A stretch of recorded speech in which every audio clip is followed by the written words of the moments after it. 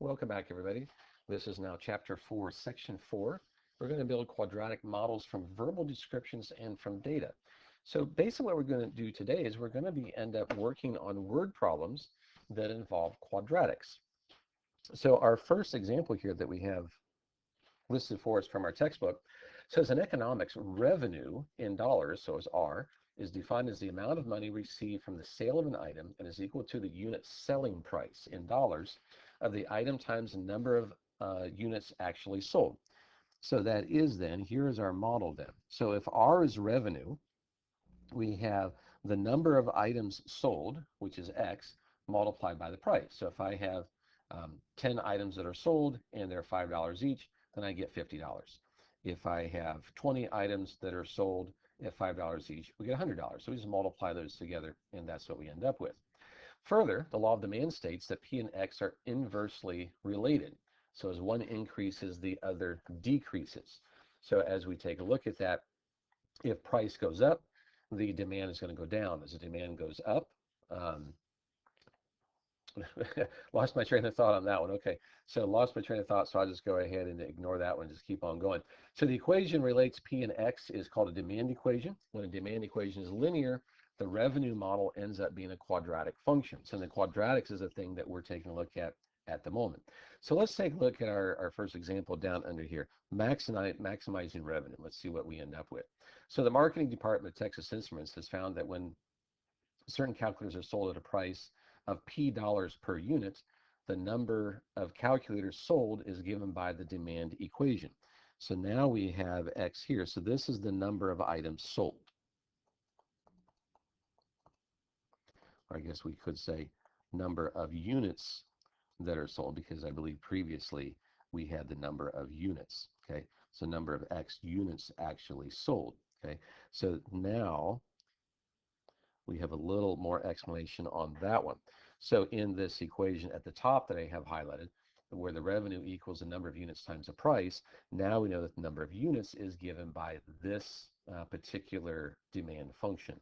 Okay, so letter A says find a model that expresses the revenue as a function of the price. So we want to take this equation from the top, R equals XP, and that's in terms of X and P.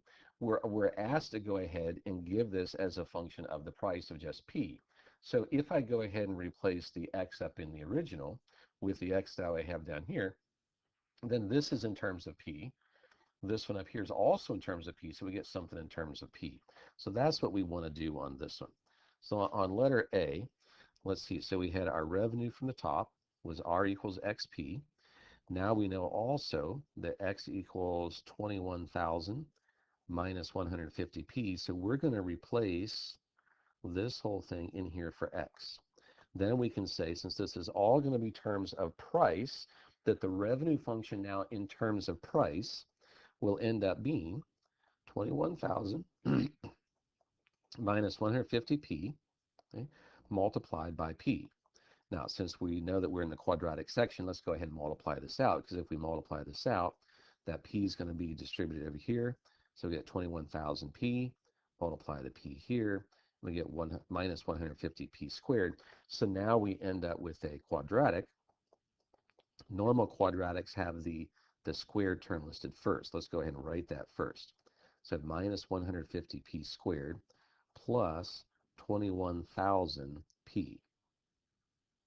So that is our revenue function now in terms of p. So let's see what else we were asked to identify here.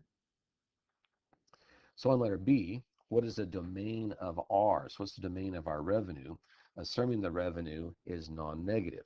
Okay, so our revenue, we need to be non-negative. If I slide this up here. And let's see, so X is the number of calculators sold, okay? And so let's write this down. Since X is the number of calculators sold,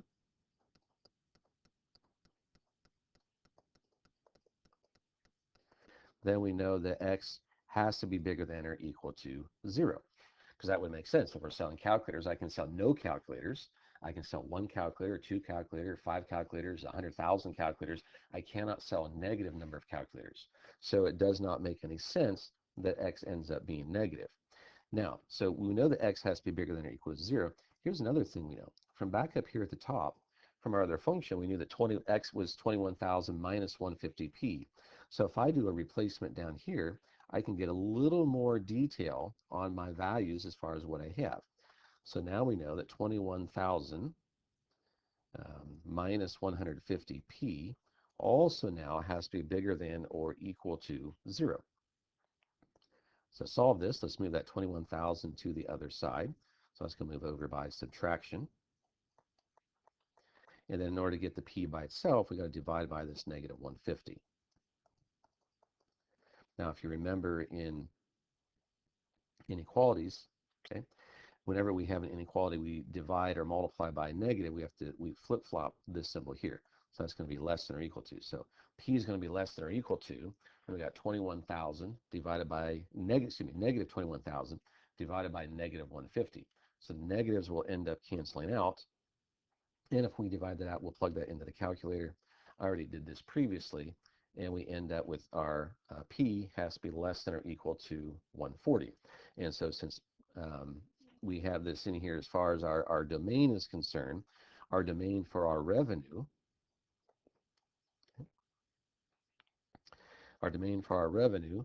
is going to be between 0 and 140. Okay?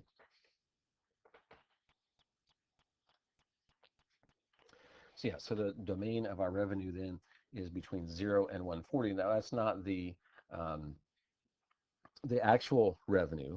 This is our input for our revenue. So our revenue would actually be the values that we get when we plug 0 in for P or 140 in for P. So that's going to be the maximum or the minimum maximum values that we can plug in for our domain. Okay, so this I specify here. This is the domain of our revenue.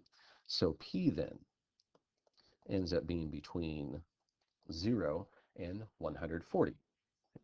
Let's take a look at next question then. So we've got letter A done, got letter B done. What unit price should be used to maximize the revenue? Okay, so we want to maximize the revenue. So see, on this particular function then, we know that we have R of P is negative 150p squared plus 21,000p. That was this function down here. This is the function we want to maximize. So since we have a negative out front here as far as our p squared, we know our function is going to do something of this sort. So it's going to open down. So we need to figure out what is this particular value. That's going to end up being then our maximum revenue. So that's actually, if I find the y value, that's going to be letter D, what is the maximum revenue. Letter C is what's the unit price. So what's the value for P that goes ahead and gives me this spot. So in order to find that one, normally we do values, or excuse me, functions in terms of x, where in terms of x, we say the coordinate of the vertex, or the x coordinate of the vertex is what we're interested in. So in this case, we're interested in the p coordinate of the vertex. So it's still going to follow the same general principle as far as p is negative b over 2a. So now we have the negative of 21,000 over 2 times negative 150, because this would be our b, and this would be our a. So it's a x squared, in this case a p squared, plus bx, or bp in this case. So we've got double negatives here, going to cancel out. We've got 2 times 150 is going to be 300. 21,000 divided by 300 ends up being 70. So the p value, the number of calculators that we're looking at, or the price rather that we should be charging, okay, the price on this case is $70. So when we have a price of $70, we will end up with our maximum revenue. So on letter D here, what we want then is, well, what is the revenue if we charge $70 per calculator? So if we charge $70 per calculator, then that's going to be negative 150 times 70 squared plus 21,000 multiplied by 70. So plug that in our calculator, see what we end up with. I end up on my calculator with a maximum revenue of $735,000. Okay? So that then would be letter D. So what we have calculated then in letter C is what is the x coordinate of this vertex, in this case the p coordinate, and then the y value in this case is that 735,000. Let's do letter E. How many units are sold at this price? Well, the number of units sold, back up in here, number of units sold was X. So this is one of those questions where we've got a lot of things maneuvering around, moving around, and we have to go back and reread, what is this value, what is that value? And so as you go through these questions, take your time, reread again if necessary, and figure out what are the things I'm trying to find. So in this case, I want the number of units sold at that particular price, and X is my number of units sold. Okay? So on letter E, so number of units sold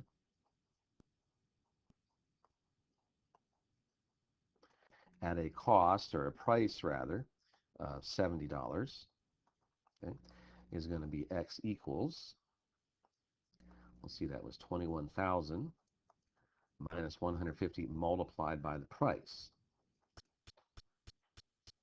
So if I calculate that one, that means I'm going to be able to sell 10,500 calculators.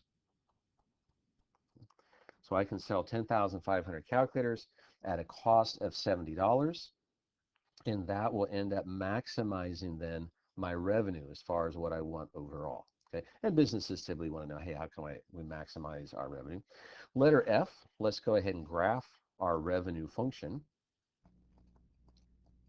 So we're trying to graph our revenue function. So we know R of P, we already said was negative 150 P squared plus 21,000 P.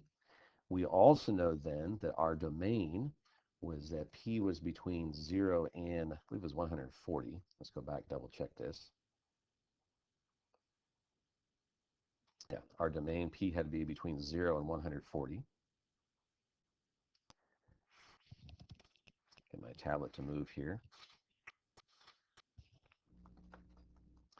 And we had a maximum value of 70, and then, what was it, 735,000.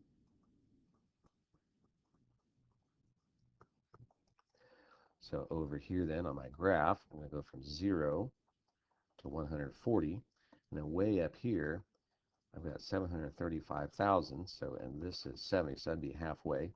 So my graph is going to look something like this. There, that's a little bit better. Did it backwards from 140. And that gives us then our overall parabolic shape, and that's the thing that we're interested in. Okay, so there's the graph. Letter G then, what price should be charged to collect at least $675,000 in revenue? So in this case, we want our revenue to be at least 675,000. So if I go back, take a look at my graph here, 675,000 is going to be somewhere up in here. We're estimating. So if I would draw a horizontal line there, if we want at least that much money, we're interested in this region in here, which then if I pull that back down, okay, I'm then looking for prices between this value and that value, between a low and a high. So my goal then is I want to try to figure out what are those actual values. Okay, so what we would do on this one is we would go ahead and we can plot this in a graphing calculator, and we can go ahead and find the intersection. So let me pull up my graphing calculator. Oops, hit the wrong button there. Let's pull back up my graphing calculator. Here it is. Okay, so y equals, and what we had is negative 150. Now in our work we had p squared. In the calculator we do have to use x. So we're going to use x squared. So negative 150 x squared plus 21,000 p, but in our case again we have to use x. So that would give us then, if we go ahead and graph that, that's not going to show a whole lot here on the graph because I'm in the standard window. If I go ahead and change my window settings, I know that my min and my x's went from 0 to 140. So let me go ahead and change that out. I'm not going to count by ones on that. Maybe we'll go ahead and count by 20s. Y20 is a convenient measurement, that's all. My Y min, let's go from 0. We know we have a maximum of 735,000. So I'm going to say 740,000 so I can see it on my display. And then my Y scale, I'm not going to count by ones on that one again, so maybe we count by maybe 125,000. Then if I go ahead and take a look at my graph, now I see where I am over through here. Okay, and so there's our nice graph. So what we want then is we want to be able to see as a second graph, we wanted 675,000. Okay, that's what we wanted back over here. We wanted to see this was 675,000. So the max was at 70. Okay, and we want to know, well, where are we above 675,000? So I'll go back to this graph and say, okay, let y equal 675,000, and then we'll graph again. So this is the range that we want. We want to know what this value is, because that's this region up in here. So we need to figure out what these intersections are. So we can do that again with the graphing calculator. We're going to do the second and then trace key, which is a calculation menu. We want the intersection, so we'll do number 5. And so now I'm right at the peak there. So let me go ahead and notice it says first curve. Let me start about that. So first curve, yeah, we've got a value there. Second curve, we'll do our red function, that's fine. And then where's it get? So where do we think that these two cross each other? We've got two spots. We've got one on the right, one on the left. If I move my cursor closer to the right, it'll find this spot. Move it closer to the left, it'll find this spot. So let's see what that is. So this is at 90. Okay. Now, one thing that we know is because the parabola is going to end up being symmetrical about its axis of symmetry. That's why we call it the axis of symmetry. And this is 70.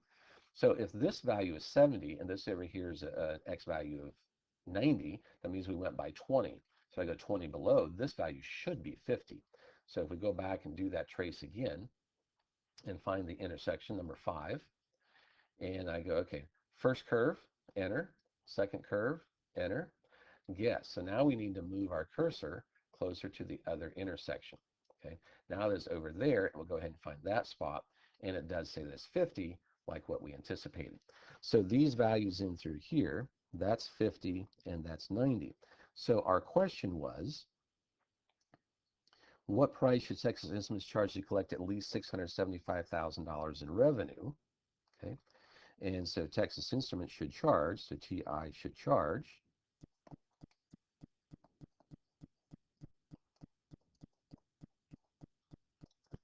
between then $50 and $90 to achieve their maximum values. So if they do that, then according to the algebra that we have, they would end up with the revenue that they're anticipating and the revenue that they want. Okay, so that was one example. One example of building functions here. Let's do another example. Okay, so in this example, let's see what we got. Looks like we've got a field here. Looks like a farm field. So a farmer has 2,000 yards of fence to enclose a rectangular field. What are the dimensions of the rectangle that encloses the most area? So typically when we do our quadratic functions, if we're trying to maximize something, our functions almost always, actually not almost always, it will look something like this sort, because then we have this maximum peak. And that's the thing that we're looking at overall. So we're trying to figure out an algebraic model that will express that. So if we take a look at this model, we're going to enclose the most area. So if we take the area of a rectangle, let's see, area of a rectangle is length times width, or we could say base times height, depends on what we want to use in there. Now in this case, in our model, we already have a picture here. We have a length here, or our base is x, and our width or height is w. So let's go ahead and replace those. So we got xw is our specific area. So the area that we know is x times w. One of the things that we need to do then is we need to express the area either in terms of just x or just in terms of w. That way we can get our quadratic, which then ends up being something that we can find the maximum value for. So what other information do we know? We also know we've got 200 yards of fence that we're going to enclose around. So I'm going to take this 2,000 yards, wrapped around here for x, wrapped around over here for the width, wrapped around back over here for x, wrapped around over here for that width. So overall then, what I have is this 2,000 yards of fence has to be an x plus a w plus this x plus this w. So overall then, my 2,000 is going to be 2x's plus 2w's. So now I have not a formula, but an equation that has both x's and w's in them. So I either need to solve this for x, okay, then I can plug it back up in here, then my area function will be in terms of w, or I need to solve for w, then all I'll have is an x here, and this function will be in terms of x. Does not matter which one you choose, we just have to choose one of them. Since generally we end up solving a lot for x, let's go ahead and solve for x. So we'll solve for this piece here. So let's move this 2w over by subtraction. So we got 2,000 minus 2w equals 2x. To get rid of that 2, we're going to divide. So divide everything by 2. So now we got 1,000 minus w equals x. Now that I have a value for x, I can replace that back up here in my area function. That'll be then xw. So what that does for us is it says, okay, now my area is going to be 1,000 minus w, because that was x. Okay, that was the x down there. Whoops. That's that value. And then we still have this other w. So times w. Now my function is just in terms of w. So now I have a function that I can work with, and this is going to end up being a quadratic, because if I distribute this w along the way through here, then I end up with 1,000w minus w squared. Let's rewrite this so our w squareds first. So we have minus w squared plus 1,000w. Because this is a minus w squared, I know that my function is going to be a downward opening parabola, so that I can end up then with a maximum value, which is what we were trying to find overall. We want that maximum value to get the most area we can come up with. Okay, so now that we have our quadratic, we have to go back through and say, okay, well, when do we have our maximum value? That's going to be the vertex. So our vertex is going to be when w equals negative b over 2a. So last example, I think we had p. Now it's going to be w. So when we do these, even though generally we talk about in terms of x, on the word problems, we have to work with the variables that we have, and we have to do some substitutions here. Okay, so on this one, if w is negative b over 2a, take a look at this value here. B is going to be this 1,000, so we got negative of 1,000 over 2 times a, and a is, now there's no one listed or no number listed, so we could imply that's negative 1. So negative over negative is positive. 1,000 over 2 is 500. So at 500, we have the maximum area. Assuming when our width is 500. Let's see what we were asked to find here. Our question was, what are the dimensions of the rectangle that encloses the most area? So in this question, we were not asked to figure out what is the biggest area. We were asked to find what are the dimensions that do that for us. So we know that when w is 500, we end up with the max. So now we need to figure out, well, what is x? Let's get our things together here. So what was x? X was 1,000 minus w. Whoops, didn't have the right tool there. Let's get the highlighter. There we go. So if x is 1,000 minus w, so we write that over here. X is 1,000 minus w. Now we know w is 500. Then we have 1,000 minus 500. So x ends up being 500. So what are the dimensions then? Overall, the dimensions, let's see, we had our x and we had our w. So if we had those values, x ended up being 500. Oops, let me write that a little bit nicer. 500, and w ends up being 500. So our dimensions are 500 by 500. So that this little x here is not the x variable, but would be the change in the dimension, so length and width. So we could say 500 yards wide by 500 yards long. So basically what we end up with, what maximizes the area, is a square. So if we were asked to find the maximum area, we can multiply those together. 5 times 5 is 25. We have two zeros, so 1, 2, 1, 2. So we end up with 250,000, and this would have been in square yards. So what we were asked to find was just this piece here. Okay, just that our dimensions are 500 by 500. If this question went a little bit further, then we could say, well, our maximum area is going to end up being 25,000 square yards. So one of the things that this question shows us then is we do have to read the question, identify what is the thing that we're asked to find.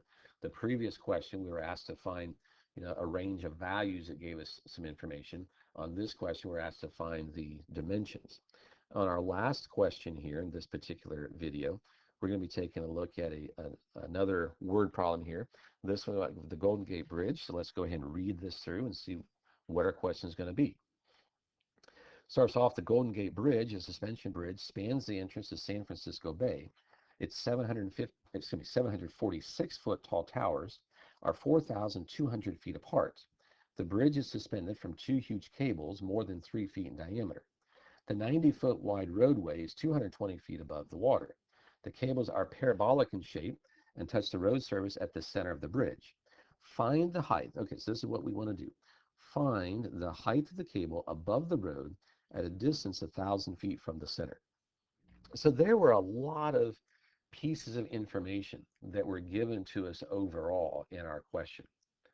As we take a look at the diagram, our diagram helps explain all these pieces of information. So it says it has 746-foot tall towers. So we have 746-foot tall towers here, okay, 4,200 feet apart. So if we have the center of 4,200, there'll be 2,100 feet from either side. So that's where this 2,100 feet comes in.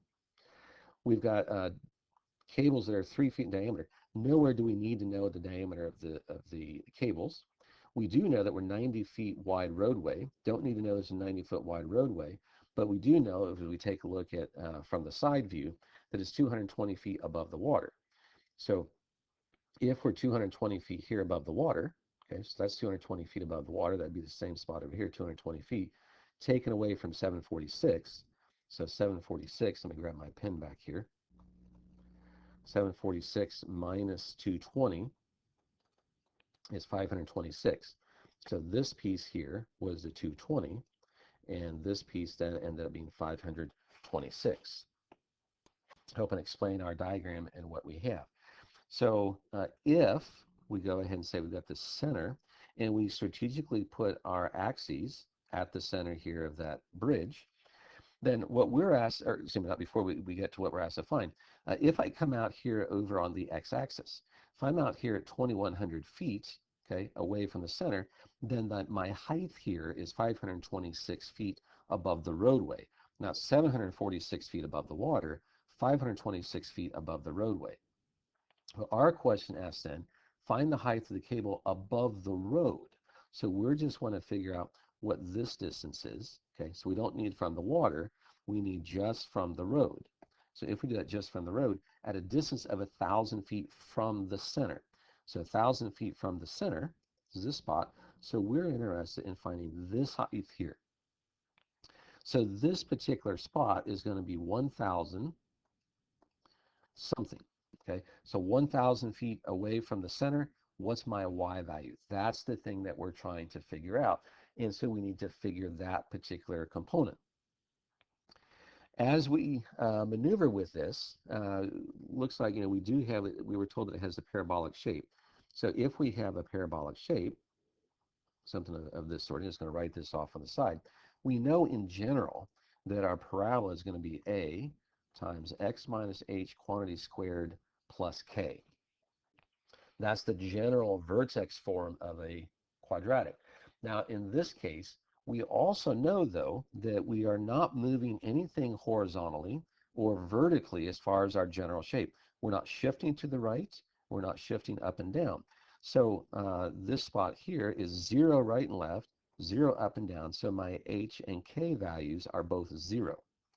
So we got y equals a times x minus 0 quantity squared plus 0, because I'm not shifting right or left any, I'm not shifting up or down any. So what we end up with is ax squared. So this is our model to start off with overall. If we have another xy pair, I can figure out what my vertical stretch or compression will be. So I need to figure out my a value if I have an xy pair. Fortunately, we were given an xy pair up here, 21,000 and 526. So we do have the point. We have 21,000, 526. So here's an x, there's a y. So we plug those in. So we got 526 was our height when our distance was 21,000, excuse me, 2,100. My mistake there, 2,100. That's going to make a big difference there, a factor of 10. So let's change that to 2,100. Okay, 2,100 squared. Okay, so yeah, so every once in a while we go back and we say, oh, made a minor mistake. Don't let it frazzle you too much. Pause. If it's a mistake, go back, fix it, change the calculation, come back, make sure it makes sense. Because I was saying, look at 21,000 feet. We only had 4,200 feet between the towers there. So what we need to do is we need to finish solving this. So we would divide both sides by 2,100 squared. So I would want to plug that in the calculator and see what that works out to be. The other thing I could do, just for ease of use here, depending on where we want to round to, let's just call it, let's call it A, 526 over 2,100 squared.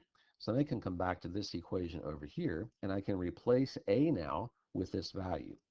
So y is going to be, so the height above the row is going to be 526 over 2,100 squared multiplied by x squared. We want to know the height at 1,000.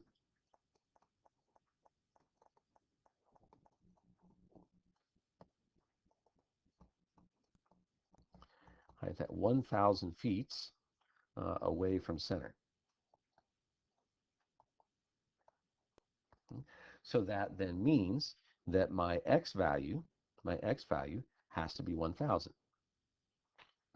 So now we end up with y equals 526 over 2,100 squared multiplied by 1,000 squared. Now the reason overall that I left this a term here as 526 over 2,100 is if I go ahead and go back to my calculator, and I had 526 divided by, what do we have, 2,100.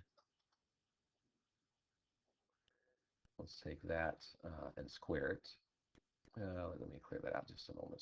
So 526 divided by 2,100. I want to make sure I get that squared in there correctly.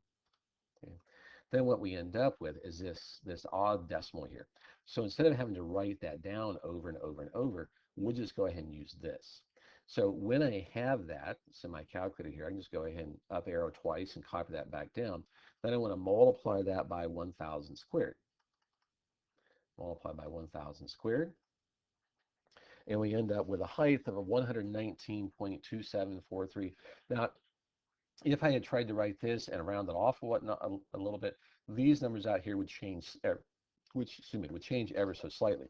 So it says I want to make sure I'm as precise as possible.